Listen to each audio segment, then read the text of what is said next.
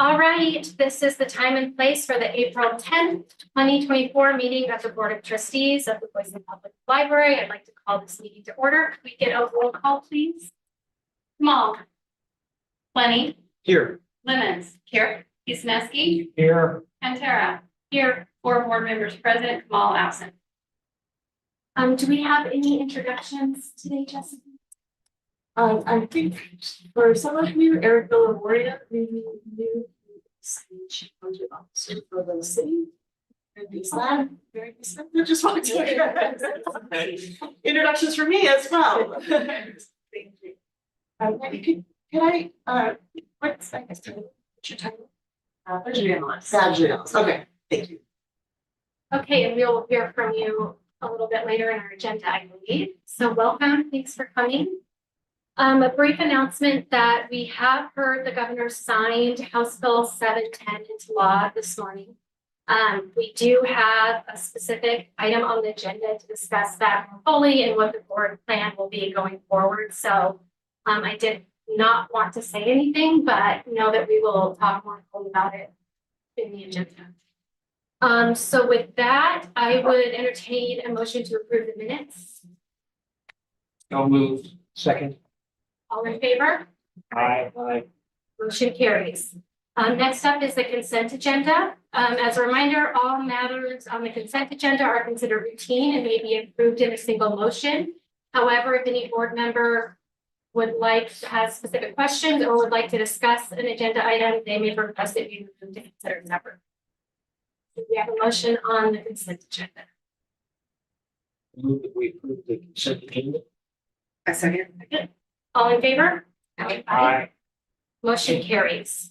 Next up, we have our reports. I've been informed there is no one from Friends that was able to attend today, so we will not have a report from the Friends today. Camille Franks from the foundation, are you ready to present? I am, thank you. Good morning.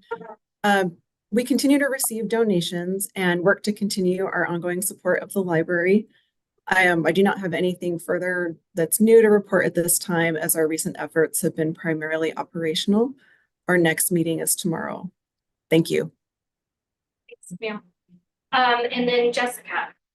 Yeah, thank you. I just have a couple of things I want to highlight. You'll read about this in our April report, but just want to acknowledge the great work that happened the evening of April 1st, no fooling, when our IT and CE team very seamlessly migrated our new website.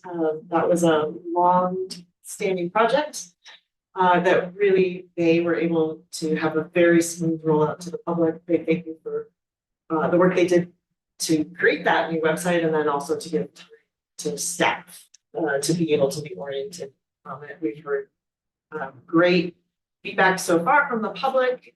Some questions about where did my favorite database go? So we've been answering those, but really that was a great rollout. We've also, one of the things I think you'll remember me talking about is how excited we were for some of the back end analytics that we'll be able to have. So right now, for about the first 6 months, we won't be really doing changes to the structure of it, just to give users time to learn how to use it, and then for us to start to watch them and see where people are getting stuck or where we might see that we're seeing a lot of traffic that might need to optimize for. But we're on a stable platform, and we're excited because it will evolve over time. Another thing that you may have missed on your way in that I want to acknowledge some really great work that was done by our circulation team and our youth services team here downtown is that we have moved some materials around and we now have a dedicated teen space, which we didn't have before. So we come into the front, if you go all the way around to the right, where the graphic novels used to be, now that is a dedicated teen space, and it's been there for a couple of weeks, and we're seeing actually great usage. And we've moved the large print into the space where the teens were. We're actually seeing more usage of that as well. So it's really great to have some new spaces and having people start to find their locations. That's a question. So when the rebuild ends, store and checkout area, stamp area, to where the bookstores, will those two sections at all? Just. A lot of stuff will move around, yeah, because that will take that space. So we will be, But will the teen section still stay where it is? I think we haven't decided that yet. Sorry. Heidi, do you have, or Heidi or Yeah. Emily, do you have any thoughts on what the current thinking is on that? Part of the reason we wanted to move the teen space to its current location now is so that we could get some user feedback and user behavior to see as we continue working on that plan for how we're moving and where we're moving. So yeah, we were excited to be able to see such quick response that we started to see more teams using that space. And also allows the teen collection to grow more as well. If the materials weren't getting enough room in the other space for that collection to keep growing in the way that it needed to. So we're getting some good data that will help us figure out the next steps. Yeah, thank you. And then I just want to do a quick highlighting some exciting some dates that are coming up for some library activities. First off, tonight, we're going to have the first workshop with Heidi Cray, who is our second writer in residence. And that's a 6-month program. And her first workshop is tonight. It'll be here at 6 o'clock. And her theme for her 6 months will be refilling your creative well. So she'll be working with writers about how they can be more creative over time and how they make sure that they're really focused on using creativity in the writing. And if you get a chance, she will have workshops once a month, and that'll culminate in September with a workshop at the Irma Haven House. And that'll build over her residency. So I can send those out to you and you can look for those. I think I went and saw a couple of the ones that our first writer did down. It's pretty remarkable. And we expect that Heidi will have great workshop. And then I also want to, this Saturday, we will be at the Earth Day celebration at Kristen Armstrong Park from 10 a.m. to 4 p.m. and we will have our Excite Trike.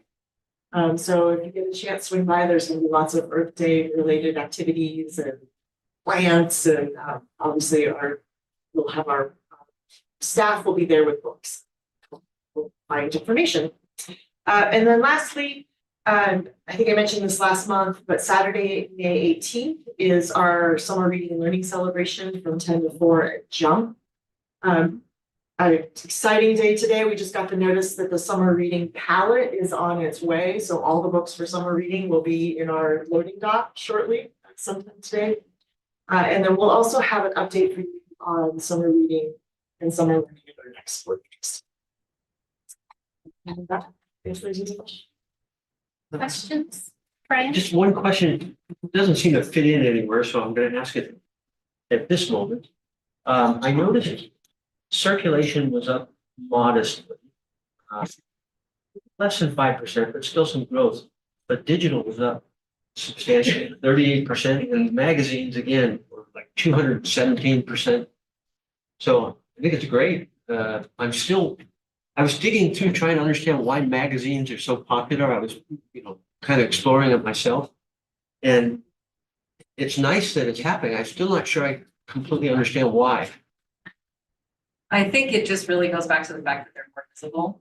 I think what that shows you is that we do have a kind of a base of power users who are very into Overdrive. They use it a ton. They know what all the stuff is. When Overdrive highlights certain things, or when we put up a new carousel with different titles on it that we're showcasing and highlighting, people find that much more readily, and then it checks out really well. So I think when Overdrive changed how they made magazines discoverable, it made it so that a lot more people realize that they have them in the first place. And then they make it very easy to get alerted when the next issue comes out. So if you're interested in that one, then it makes it easy to remind yourself to check out the next one. So it kind of becomes self-fulfilling. And then the more people who recognize that we have them, the larger we get in the numbers for using it and reusing it. All right. Well, I'm excited about the digital growth. So Thanks for noticing. That's all. Other questions? The digital growth is great because I think that is one of the things we've been pointing out for a couple of years. How do we do that? So that's a big accomplishment. Okay, financial forecast.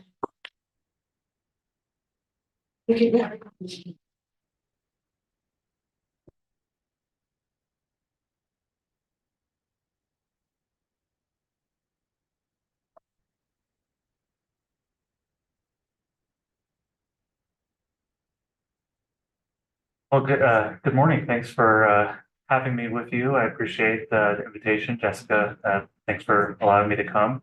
I think the intention here is to just do a brief overview of the city's budget. We're, in that time of the year where we're evaluating different options, and we'll be bringing forward a recommended package for city council consideration in the month of June.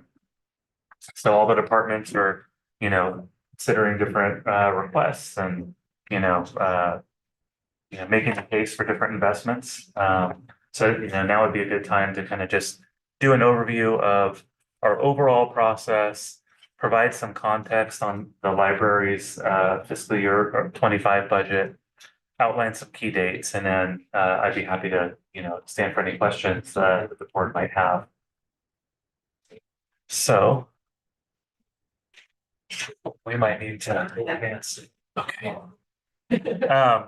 So the first one, and I've brought this to the board in the past, but what is it that we try to accomplish through the annual budget process? And really, it's to ensure that funding for the next year aligns with the current values and priorities of the organization. So I like to think about the budget as, not only just a financial document, but also as a policy document. So it's important to note that the budget process doesn't reset the entire budget for the entire organization every single year. There's a lot of the budget that is dedicated towards ongoing expenses. So, for example, all of the people that support the library or support our police department, those expenses associated with those people are assumed to be continued really in perpetuity. We do adjust, obviously, for the cost of those positions on an ongoing basis. But so really what we do is we take an incremental approach. We'll look at, updating the cost of existing services, whether it be personnel or non-personnel. And then we'll look at what the differential is. And obviously we take a broader look to say, are we still funding the right things? But, a lot of the emphasis goes on the differential between revenues and expenses. So, as part of the budget process, we, need to ensure that we have sufficient funds to support all of our planned and ongoing costs. I mentioned that we adjust for the revised costs of ongoing services. We would look at every single one of the revenue streams across the organization on a line-by-line basis and do our best to adjust those based on what we think is going to happen. And then, obviously resolving any differences between anticipated revenues and expenses. We have not been in a position where we've had to make across the board cuts. But, certain places around the country, might be experiencing that. I've been in that position in my career. Fortunately, the last decade or so, we've been in a position where we've been in the black going into the budget process here at the city of Boise. That's largely due to really just, careful budgeting. With that, maybe let's see if the clicker works. It does work. Okay. So just some context on the current year budget, because obviously we haven't fully developed the fiscal year 25 budget to date. Overall, the city's budget for the current year, the adopted budget was just south of 750 million, 747.1 million. The majority of that, or the largest share of that was within our enterprise funds.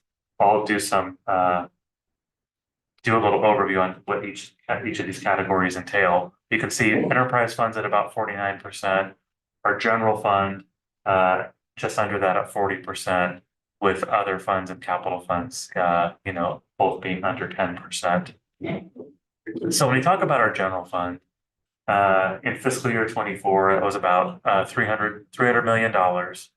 What we account for in the general fund are operating costs associated with general government services.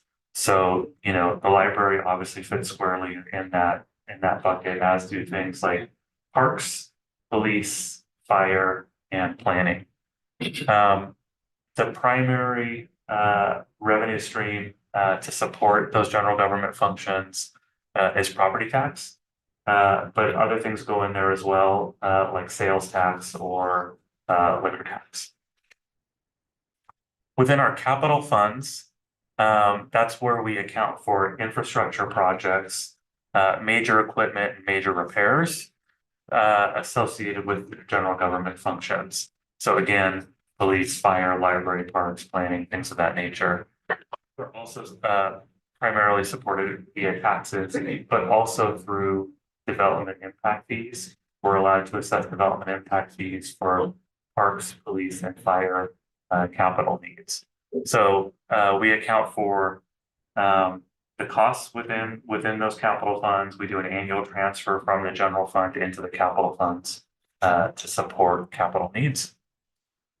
Within our enterprise funds, we account for both operating and capital expenses associated with our airport, with our solid waste or garbage, water renewal, geothermal,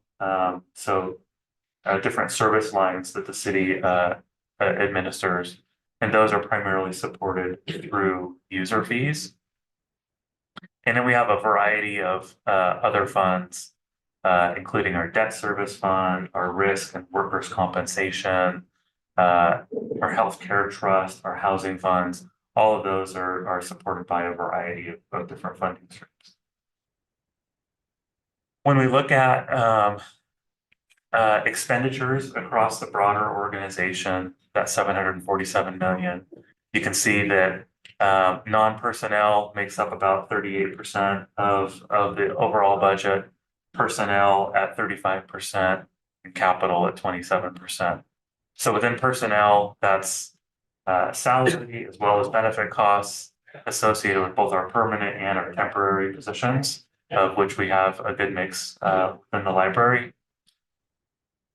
Maintenance and operations or non-personnel, that includes a huge variety of different things. Supplies, utilities, insurance, contracts for services, transfers, contingencies, and then things that you might think about in the library. Prime example might be material replacement. That would be accounted for within that bucket. And then capital projects, just over a quarter of our budget in fiscal year 24. Again, capital projects and major equipment, you can think about things within that bucket being like fire stations. We have 2 fire stations that we're working through right now. Park improvements, vehicle replacements, not only just kind of general vehicles, but fire engines and police cars, airport improvements at our water facilities, plants. So that's what that bucket includes. When you look at the library's budget for fiscal year 24, you can see that just under 50% of the budget is dedicated towards people. Approximately 22% is dedicated towards non-personnel, and then 32% is dedicated towards our cost allocation plan. And that cost allocation plan represents the cost of city central services that support the library. So things like our IT department, our HR department, legal. So the variety of kind of core city support functions. Now I'm going to zoom out and focus in on the general fund, looking at the general fund revenues. The the overwhelming majority of the general fund revenues come from property taxes. At about 60%. You can see the other revenue categories that are included in there, the largest two being sales tax, which is collected at the state level and then distributed to municipalities based on population, and then department revenue. Department revenue is, I'll get into this in just another minute, but revenue that is generated by the departments, and I'll show some examples of what would be included for the library. But while we're looking at this slide, I wanted to just bring a little bit of context around property taxes. That 60% represents about $181 million in our current year's budget. It's always important to note that property tax, while being somewhat a stable revenue stream, certainly has limits, and it's capped by the state legislature how much municipalities can collect. So cities can increase by up to 3% their prior year property tax budget. If we look back since the beginning of the pandemic, the city of Boise has been averaging about 1.86%, because there's a recognition of really the challenge that the property tax structure is placed on people's ability to pay. There also is property tax associated with growth. So when new development occurs, the property tax payment for that is considered new growth.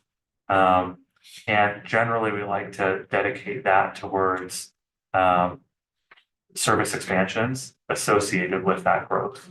That's been a challenge in prior years, but it's certainly a value. For how long? I'm sorry. When you have a new construction and you're dedicating you're dedicating those new revenues to the cost of roads, et cetera, to that, for how long is that? Are those funds dedicated to that purpose? At what point do they become part of the regular 3% base, if you think? Yeah, that's a great question. So they become part of the 3% base in the following year. Okay, So so that- just 1 year you're talking about, as it's. Generally, so what we'll try and do is we'll say, all right, we had growth across the city. We had a new shopping mall go up or whatever it might be. There's property tax that's collected associated with that development, and then that property tax, we try and dedicate the revenue associated with that growth towards new firefighters that are going to have to support that new shopping mall, or new police officers that are going to have to respond to calls to service, or a school. Well, schools don't run through our budget, but the similar concept for city functions, parks maintenance, things like that. So when growth occurs, we know that we have to increase staffing, so we try and dedicate that growth property tax towards increased service delivery mechanisms to support that growth.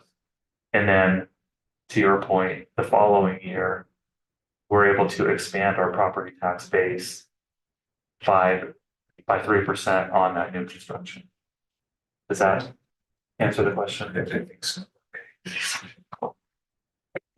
One of the things that the mayor and council have done in the last couple of years is provide a property tax rebate program for qualifying homeowners. Fiscal year 24 was the second year that we've done that. It's the second year that it's been an allowable thing that we've been able to do. Our growth is well below that 8% cap that was established by the legislature back in 2021. Looking at the most recent round of assessments that went out in November, there were significant declines for most residential properties on those assessments. there were multiple factors that led to that. Assessment trends that were experienced over the last year, where we saw residential values decreasing and commercial values increasing. The city's budgeting approach, whereby again, multiple years of taking less than the maximum growth, and then some state legislation that provided relief as well. So those three things in concert made fiscal year 24 a favorable year for property taxes as compared to the prior years. So I said I was going to come back to departmental revenues. Here's a breakdown on it citywide. You can see that, the majority of our departmental revenues are associated with our public safety contracts. Looking on the right-hand side of that pie, there's a lot of parks and recreation related programs that we receive revenue for. Looking at a breakout on library makes about 1% of our total department revenues. And that 1% breaks down as can be seen on the right. About 50% of it represents the system share to the consortium. About 30% is related to courier services, and then smaller portions over on the far right, materials, things like materials recovery, facilities rental, print and copy charges, overdue books. So as I mentioned, we're in our budget development period right now. So just some highlights about the environment that we're operating within. Before accounting for any changes that will be brought forward for City Council consideration, we do expect that we're going to be in a positive position with a significant caveat that we will have significantly reduced flexibility as compared to prior budget cycles. There are a lot of kind of known but unquantified needs that we expect that we're going to have to address in the next couple of years. So as we go through this budget process, we want to be careful not to overextend ourselves, which could have the effect of limiting our ability to add costs when those unquantified things actually do become quantified. So some examples of that might be police, fire, and library staffing, different capital investments, software and insurance costs, and then benefits and compensation. The economy, remains really difficult to predict. So, inflation certainly is lower than it was 18 months ago, but it's still high. I mean, it's in the news today. The inflation reading today was not super great. And interest rate hikes have stunted growth. Unemployment levels remain low, so it's kind of interesting that inflation is really high and unemployment levels are low. It's really just difficult to peg. We do know that this is an election year. There's global instability, which could have an impact on our revenues. Many economists project a recession as possible for 2024, and many others predict, soft landing or even no landing. And we're just going to continue cruising. So you could probably pull 50 economists and get, 50 different answers. So our revenue estimates for fiscal year 25 really attempt to balance, being cautious while also, kind of representing the current reality of our economic health. And I'll mention that there are certain expense categories that are increasing more rapidly than our revenues. So when that happens, that undercuts our ability to respond to growth-related needs. And there are numerous categories that you can think about where that's happening. Software, insurance, retirement costs, health costs, fuel. If I was talking to folks within our Parks and Recreation department, they would be talking about things like chemicals for our pools. Everything is increasing really at a rapid rate, which again, when we're constrained to 3% growth on our base, just presents some challenges. So as we go through and, prepare a budget for the council to consider in fiscal year 25, we're trying to do this in a structured way. So we're, looking at first priority, going towards kind of non-discretionary and cost neutral items. Second priority for benefit and compensation adjustments for existing staff. Third would be to support citywide strategic initiatives. Fourth priority being our discretionary one-time items. It's always easier to find one-time resources than it is to find ongoing resources. And then fifth would be base position and non-personnel increases that can't be supported through the reallocation of existing resources or through new revenue. Just a high level in terms of where our budget process stands. I did an overview for the city council on February 27th. I'll be going back to council next week with an overview around our capital budget. Later on this month, we'll be talking about property taxes with the council. On May 24th, each of the department directors will be presenting the status of their budget and their requests to the city council, which is in advance of the release date for our proposed budget. That release date will be June 14th this year. There'll be kind of a study session or a workshop on June 25th, where the city council will ask all sorts of questions about what went into the budget. Public hearing on July 16th with the eventual approval of the budget in August.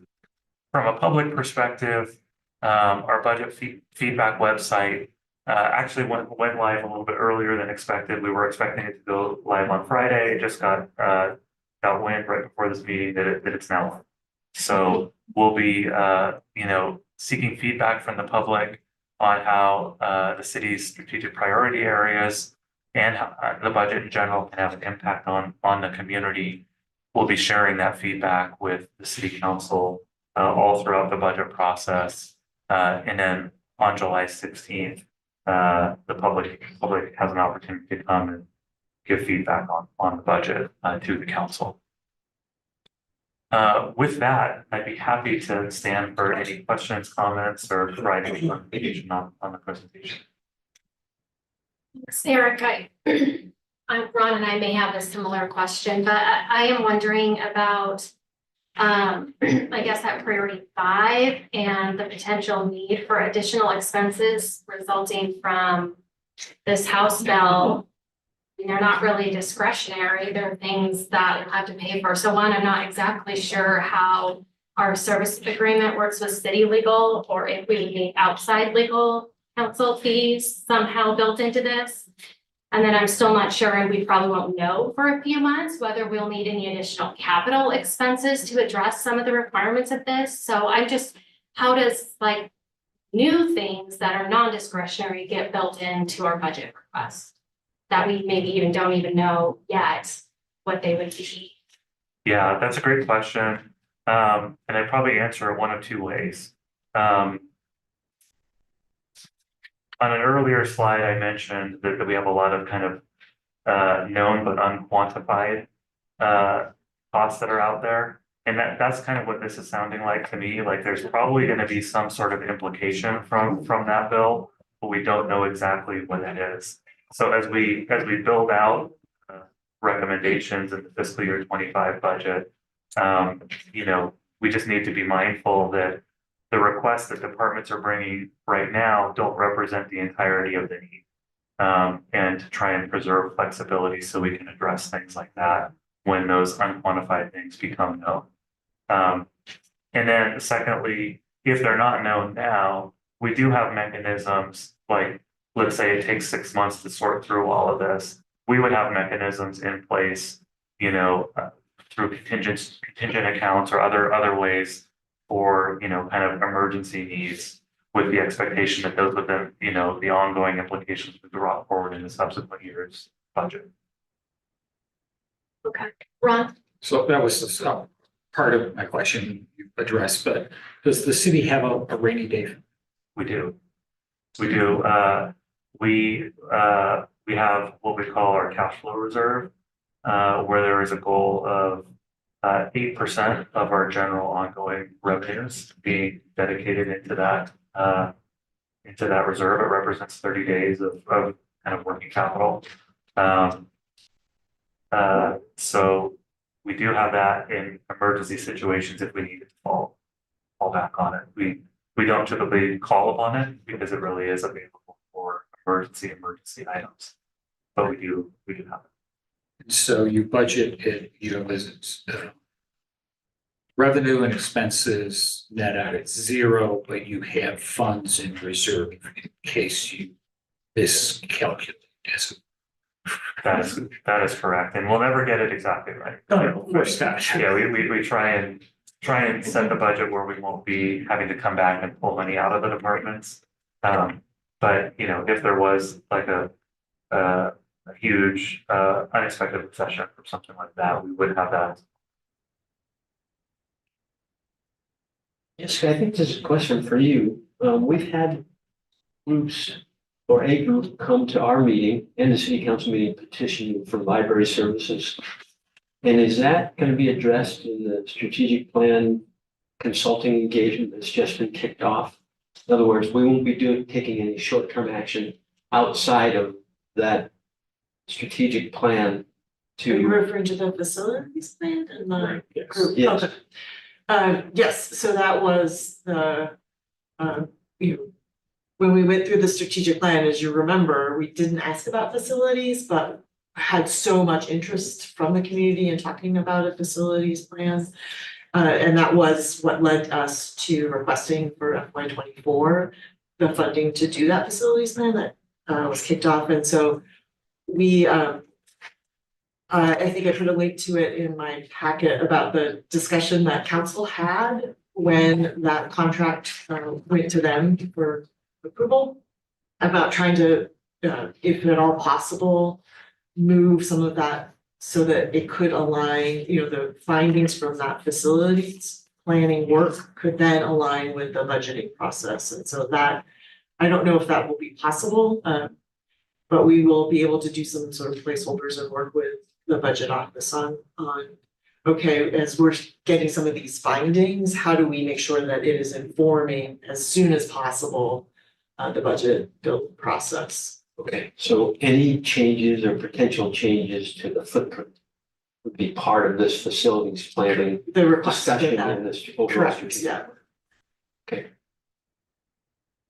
And within the city's budget, thinking of the pie charts that you were showing, if there were to be facilities changes or updates specifically for the library, that would come out of the city's capital and equipment pot, aside from the library's general budget, or is that something that the library then has to put in the library budget? Yeah, great question. So if there would, let me see if I can.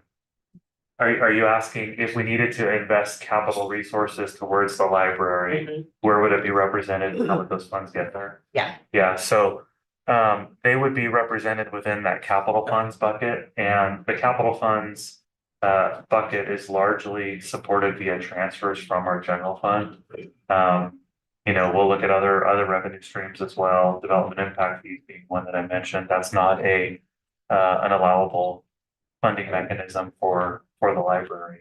But we'll explore other options as well. But the primary funding stream for that is the general fund. I think it's ironic that I don't know if you've been hearing this, but we are having, the capital fund is, like, we're hearing it right now, and seeing it. Because that is the construction noise that we're getting every once in a while. Cool. In terms of CEC or other personnel increases, is that done across the board? I mean, how is that handled? Is it like, okay, there's a pool of, the city says we can afford a 3% increase. You take the total salary figure times 103% and leave it at the discretion of the director then to allocate those, or is it across the board? Is there some portion across the board and the remainder is discretionary? How is it traditionally been done? Yeah, great How do you question. anticipate it this year? Great question. I can't speak to fiscal year 25. There's still ongoing discussions about the compensation approach for 25, but I can speak to the current year. And in the current year, it was done across the board. So we have two, basically there's two groups, right? So we have our folks that are represented by collective labor agreements or police and fire, and they're based on contracts. So for all of our others, which we call general employees, what we did in fiscal year 24 is we did an across the board of 3.5%. And then we allocated an additional amount that was available for one-time performance awards. And that was at the discretion of the directors. So that was based on, how well people were performing. The ongoing amount was distributed across the. So. Thank you. Other questions for Eric? Okay, thank you so much. I appreciate this information. It's really helpful as we go through the. Thank you.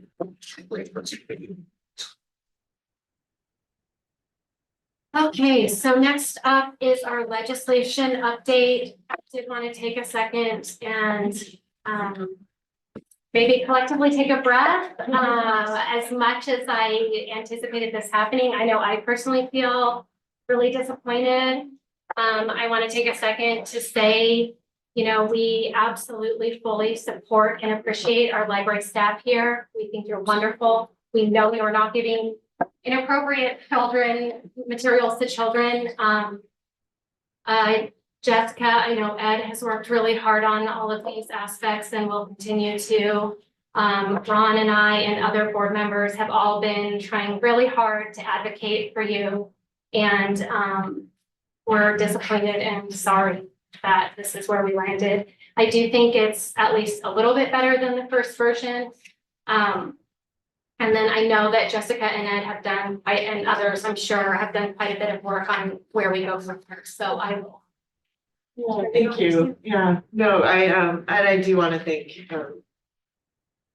Nikki, and Ron for being there at the Capitol with me and coming to the meetings with legislators, and testifying as well. It was important for us to raise our concerns about the bill, share why we didn't think it was necessary, why we don't provide obscene materials in our collection, and really appreciate you standing up. So thank you. I just want to thank the staff. We did an amazing job testifying and giving really their heart. Yeah, and not to be left out also, I think there's been so much community support show up and really just stand up and say, we love our library, and in a very public way. I mean, I was at like a baseball game yesterday and people came up to me and are like, what can we do? How can we help?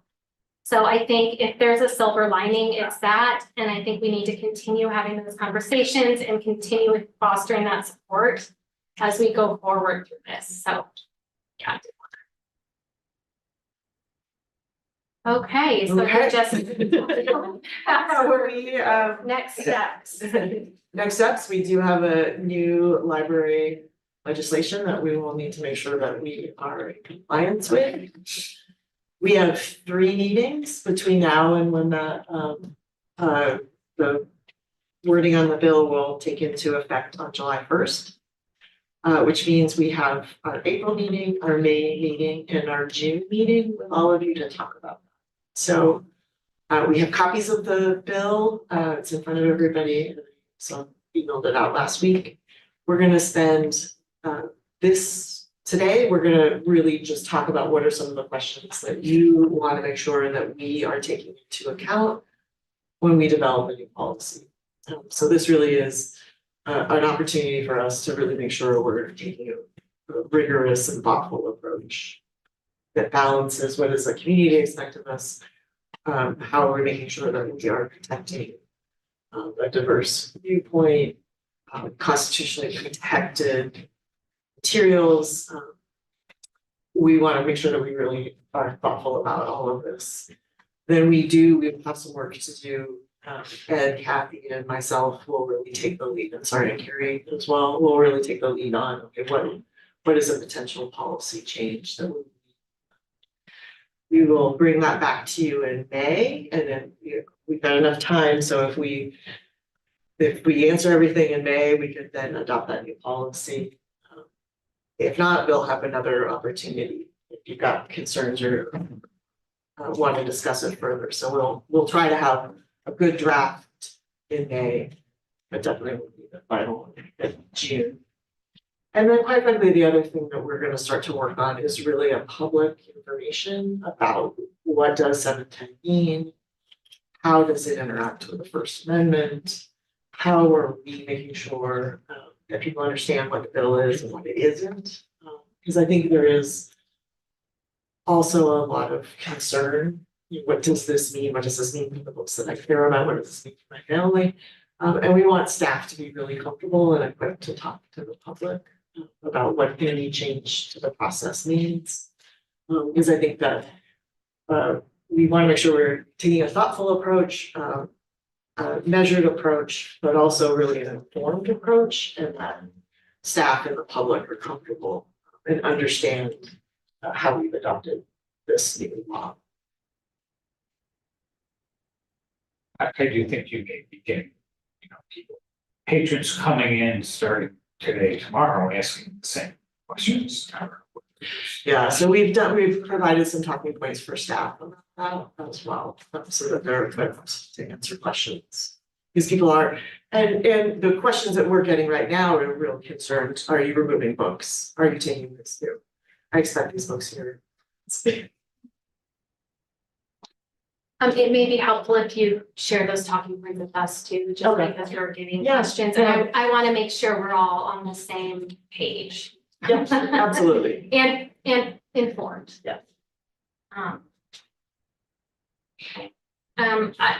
I know I will have some pretty specific questions as we're working through, but I did want to give people a chance as Ed and Jessica are working on it so that they can make sure some of our questions are included in their analysis.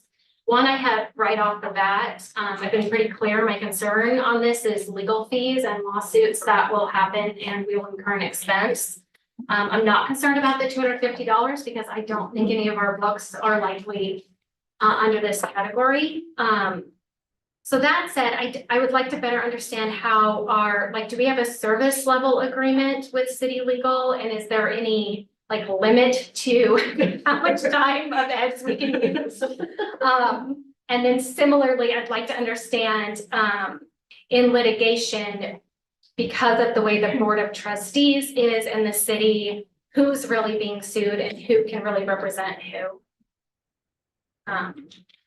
Or if we would need to have some agreement addressing that. I haven't looked at it closely, but. Yeah, and actually really the purpose of this is we're not gonna be able to answer questions. No, I'm not asking for an answer right now. I'm writing it down. I just wanted to set expectations. This is much more of a. No, I'm just thinking. These are really good questions and we don't have We as answers. a board are going to need to understand. Okay.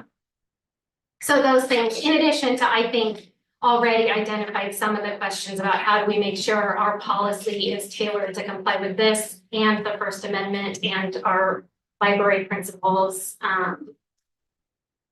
So I think some of that analysis has been done and is ongoing, but obviously it's really important to me that we are not pulling books that are protected by the First Amendment and should be in our collections. I have a couple of questions. One was probably pretty simple, which is do the six of us, five of us have directors, officers, I have that one down too. and I identified, the fact that we make a call on somebody that decides to sue us individually because they don't like that call, even though that's not called for in this legislation, I think. It's not a reasonable expectation that they, I don't know. Yeah, I mean, Every other it's board a I've been- secondary, I've had that, I yeah, asked- so- asked them and I came on with that. yeah, so would we be covered under some indemnification by the city and then, because I think what's ICRIM's position on this? And I guess the question resulting from that is whether we would be able to purchase a DNO product independently. If not, is that Yeah, that's. boring?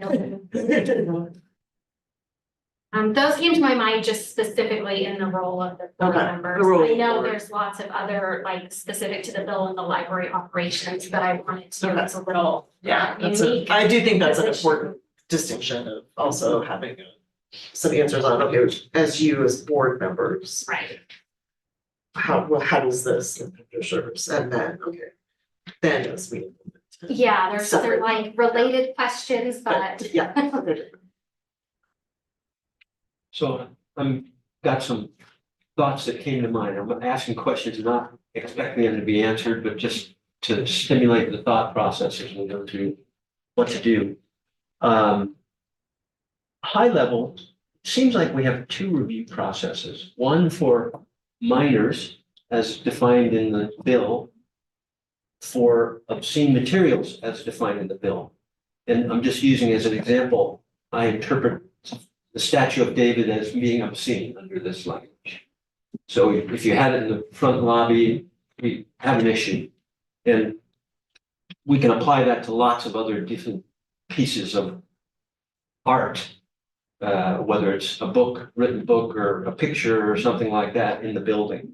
So we've got that review going on. We also have a review for books challenged on the basis of social or artistic contributions by the work. And that's the way the current policy works. It's more broad,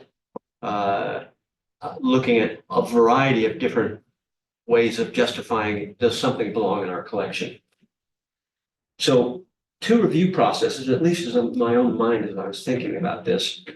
The second is, it doesn't seem like it prevents the library from having anything in its collection. It's more a matter of what's available to minors that could be impacted by this obscene definition. And then I don't think that the library's membership card, library card process checks for age. I don't remember having to put my age in. Can anybody confirm that? I think we don't know the age of a library card holder. We have in the past put in age, so I think some card holders have it, but we don't delineate cards by age. So it doesn't, access isn't differentiated by the age of the user. Okay. I think you guys can see where I'm going with this. I got a couple follow-up questions. Just to the extent we can use systematic software applications to make this more systematic, the better off we are. But, you know, if you don't collect age, it's pretty tough to, during a checkout process, have a check about the age of a person trying to check out an item. Is there some vehicle? I'm thinking of the movie designations, G, PG, R. Is there some way on items in our collection can have a designation that would highlight something that would be sensitive to the minor definition in obscene material? So one, I doubt we have anything in our library that meets the obscene material definition. So I think we have to operate, we probably don't have anything that's truly obscene. But I think they've already done some work in helping parents, you know, in the realm of things that are technically not obscene and appropriate to be in the minor section. There's still going to be a difference of opinion for parents on what you want your kid to read. But that's where I think all those pamphlets that says these are all the places to look. And if you go and look, like if you look at Common Sense, it will tell you like this is what to watch for. This has some violence. This has some, I mean, it has a pretty comprehensive list for parents. So then the parent can say, this particular book is not for my kid. But I don't know that there's any way to be marking books some certain way that can kind of take into account all the varying opinions of different parents. So I think the approach is good, telling parents how to, you know, where to go if they want to vet more. But I mean, we don't have books that would be, this book is obscene, market, oh. I agree, I don't think it's the Yeah. role of the library to make that discernment. Yeah, I'm not sure how feasible something like that would be. And again, it would be a ton of work for not a lot of value, and then it's really, we've given resources to parents to do that. Yeah, the exposure is you have someone checking something out, it might be a minor, and it's a piece of material that no one's gonna expect very closely. And it's got a picture of the statue of David on page 54, which is obscene under this definition. Somehow systematically preventing someone from having to do a check on age and content would be nice if you could have such a thing.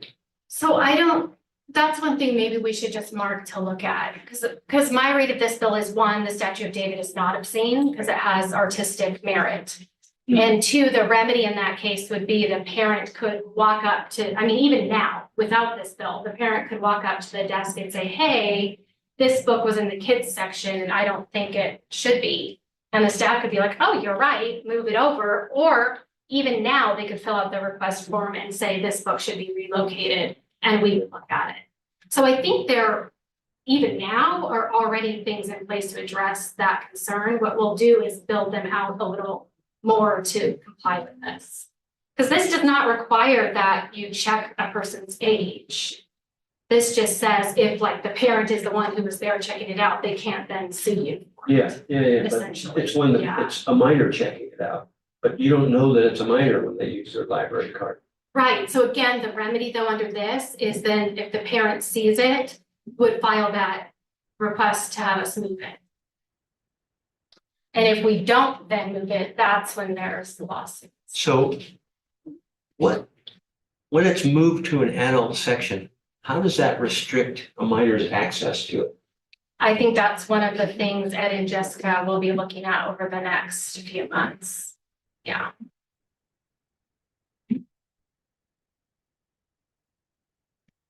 I know when we were trying to get them to adopt some amendments to the 710, one of the issues was an adult section of the library, which is general stacks, I'll just call them, versus an adults only section. And the legislation calls for an adults only section, which really does mean it somehow has to be, as I interpret it, has to be restricted Yeah. and unavailable to children. again- And someone has to go. And this is maybe where we could use some legal interpretation.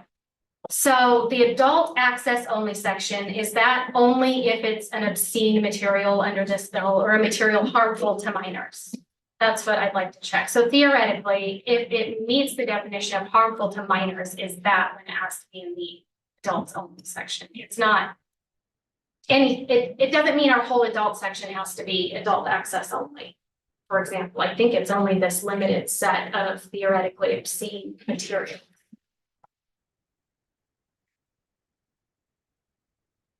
Because I think that then gets into like, do we really have to check IDs or have books locked up? And how many of them that would be? I mean, I don't think there's very many that would meet the definition, again, of harmful to minors in our collection, but that's something we would evaluate in some of these challenges, yeah.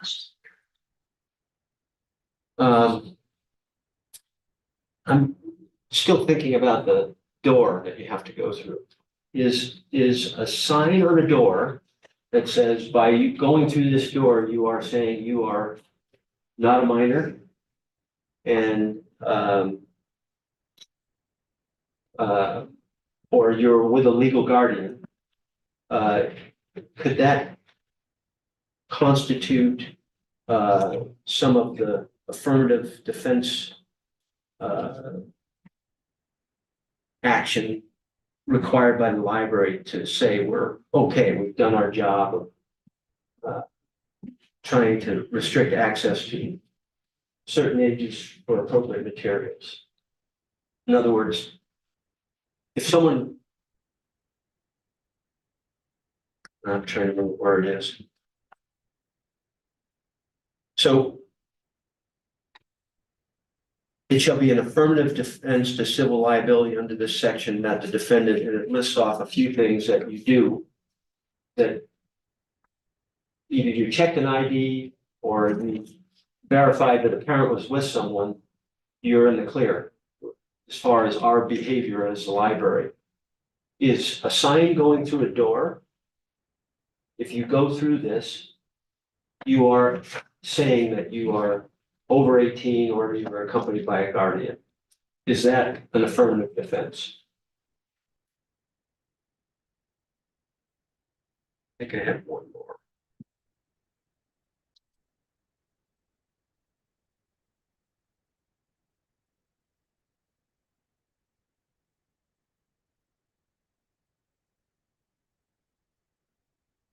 Okay, that's good enough.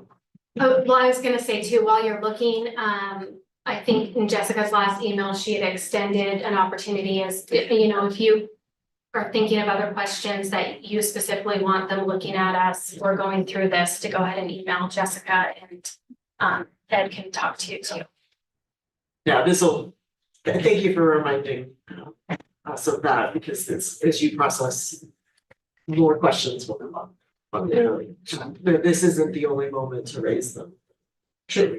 The kind of things I'm thinking about, how do we avoid putting an additional burden on library staff to verify age, number one, and to verify material, number two?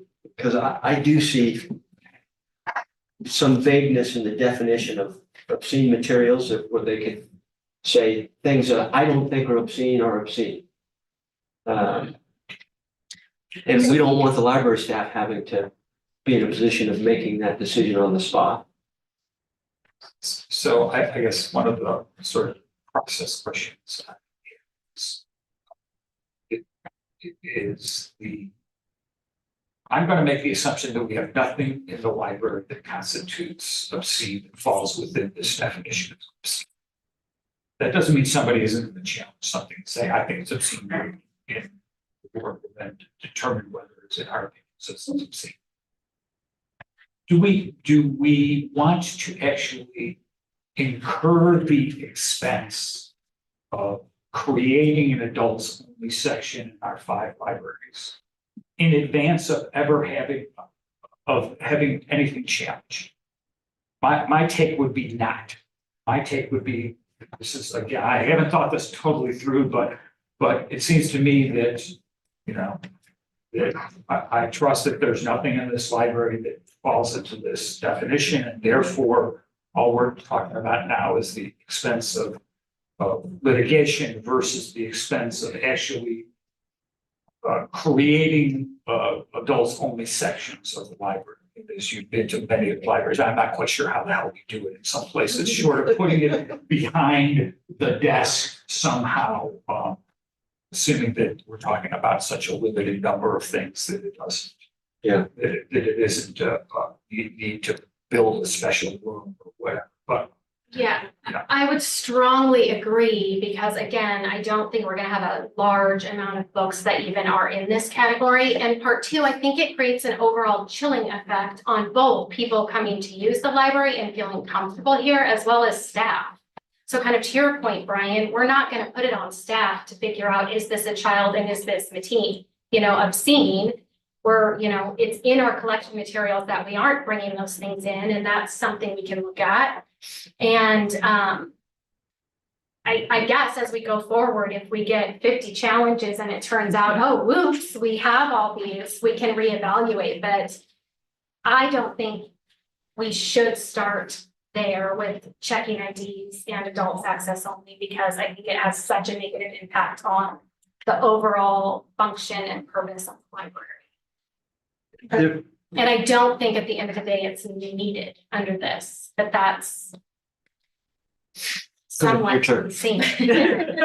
Sorry. No, it's okay. I think from my perspective with this, I keep coming back to the fact that we already have a policy that has a pretty outlined, thoughtful, considerate, and specific review process, including using nationally established best practices for book reviews.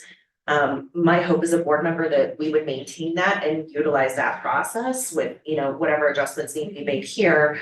But I feel very comfortable and educated with the existing process. My question is, because I've had this experience in other sectors and realms, can the local policy here be more specific and stringent in some ways than the state policy? Do we have the guidance to, for example, who can bring about a challenge? Or specifically, what metrics are used to evaluate the challenge, things like that? Because I feel like the existing policy has some of these things, though not specifically outlined here. So do we have the ability to have our own policy be more specific to give us the kind of guidance that staff would want and need, and to be able to communicate that out to the public? So that it is more of a formalized process versus an ad hoc staff having to make a decision because somebody walks up to them. Well, no, here's the process we're gonna go through to do that, and here's the specific standards we're going to use. Related to that, just that Ed probably is already aware, but that did come up on the floor and at quite a few of the meetings, and it was mentioned specifically by a number of legislators that you could, in your own policy, have it be limited to residents challenging. So hopefully, there's at least some kind of testimony that would support that for what that's worth legally. We currently have out of, not non-resident, library victims. No, the current policy requires someone making a request for reconsideration to be a Boise Public card holder and be a resident of Boise. But I'm sorry, I didn't frame my question. Are there non-resident library card holders? You can purchase a non-library resident card. Like, so if you, we see this with people who maybe have two homes, like they'll spend their summer in Boise or they'll be somewhere else, and then they want to have access to Boise materials. So they have a non-resident fee. I would also question, and maybe it's already established, doesn't need to, but how this plays into the consortium. So if the complaint comes here, but it's a book that's actually in another city's library, I won't pinpoint it, won't be me. But if it's in another city's library, that yes, normally I could request that through the consortium, but it's not actually ours. Or digital resources too, Yeah. like Libby or. I was gonna mention that, by the way, videos is another typically sensitive area, right? Which in the digital collection can be downloaded without anybody at the library seeing or checking what's been done. And the one other thought, back on your comment about legal costs and having a budget. I had lots of experience working for companies, some of which took an aggressive defense on litigation, and some which took a passive, going through a quick calculation, how much would it cost us to defend versus just settle? And personally, I prefer the defend, because when you get into the just settling, these sort of pile up as prior decisions and work against you in the process and in the future, as opposed to having a budget that we could use to defend challenges to things in our collection. So I think this one about the legal budget is important. It was one of the questions I asked before the meeting began about how the city treats this, whether or not it's absorbed within the city budget. How do they deal with any other kind of litigation that happens? Spending lots of money on defending litigation as it is, so there's obviously a process. Yeah. But it's also, somebody has to make the decision that it's or financially or that it's worth doing for whatever reason. And the question is, who gets to decide? I think that is something. Does this board get to decide that, or the city council decide that in the mayor's office? That's really important for me to know.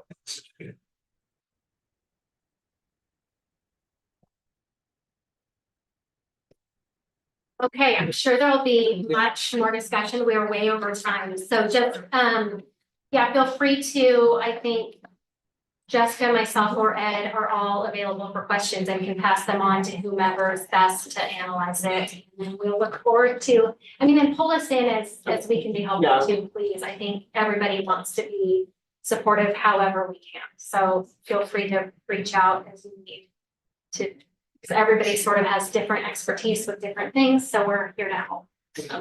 But also please relay our sentiments of appreciation and support to the library staff. Far and wide, I mean, I know we try to show up and show out for them, but we recognize that this impacts that this has emotionally and mentally for everybody, so. And we'll get through this. This is a great library with great management and policies and systems. It's a bump in the road. We'll get through this. Okay, Sarah. Policy bringing All up. right. So we are finishing up section 4.0, which is the largest section of library policy. So we just had 3 items left. All 3 are policies. We are making a recommendation for a change to 4.07. So looking through, we're looking at 4.05, which is use of technology. You'll see that has stood strongly since 2011. It's a pretty basic policy. The public internet access and safety policy, we revised that in 2020, not making any recommendations right now. What we are recommending is for 4.07 confidentiality of records. And this is really just to tidy it up and strengthen it up, to be clear that we do protect our library users' information and it's only used for library stuff. Does anyone have any questions? I noticed these are just notices, really. They don't change the actionable provisions of the policy. Right. It just clarifies who can use the information and who cannot.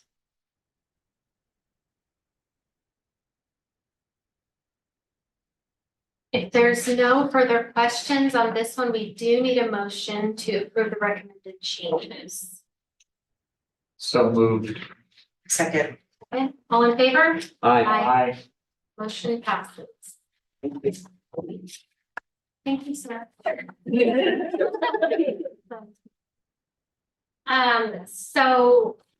Thank you, Carrie. Areshma is available to do vouchers. Our next meeting date will be May 8th, 2024. Who's next on the reviewing vouchers? Do you deal with them after Reshma? After Reshma, it will be you. Is it possible that I could switch with Reshma? I've got a bunch of stuff coming up in the next month, but this month is good for me. If she's willing to change, I'll do it. If not, I'll do my best with whatever. Alright, I'll reach out and let you know. Okay. I can also back up May for Brian if he needs that, so you know. Do be in touch if you have any issue on May 8th, because I think that's gonna be a really, May and June are gonna be important board meetings, so if anybody does have scheduling issues, let me know so we can. So I think we can reschedule if we need to. We've done that before, but hopefully we can. I have a problem on the 12th, June. I do as well. Okay, 12th. June so maybe we should look at seeing if there's a different June meeting. 8, okay. We are in Boston.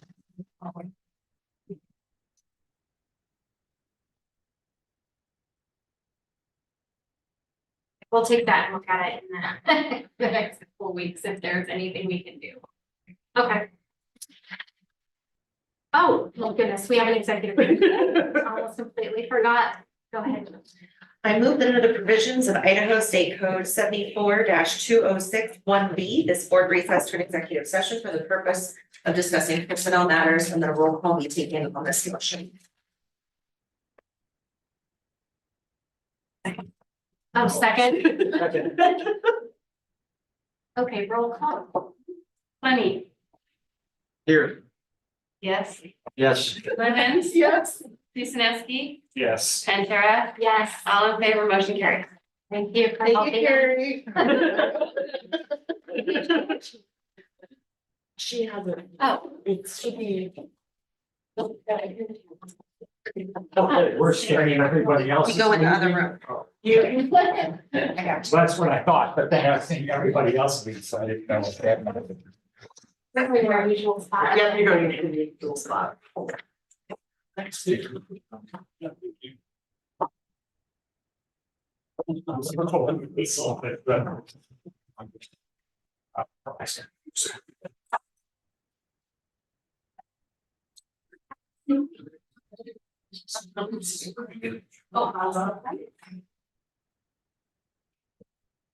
You're welcome.